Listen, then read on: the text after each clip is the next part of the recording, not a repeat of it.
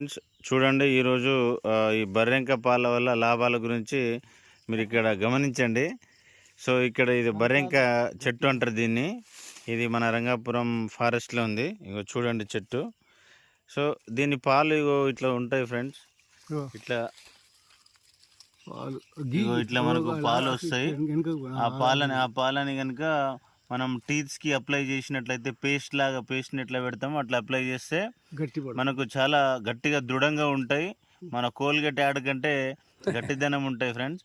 కాబట్టి మీరు కూడా ఒకసారి మీ దగ్గర పాటలో ఎక్కడైనా ఈ బర్రెంక చెట్టు మీకు కనబడ్డట్లయితే, మీకు ఎవరికైనా పంటి నొప్పి ఉన్నట్లయితే కంపల్సరీ కొద్దిగా ఊగినట్టు అనిపించినా, కొద్దిగా నొప్పిగా అనిపించినా ఈ చెట్టు యొక్క పాలని మీరు అప్లై చేయండి ఫ్రెండ్స్.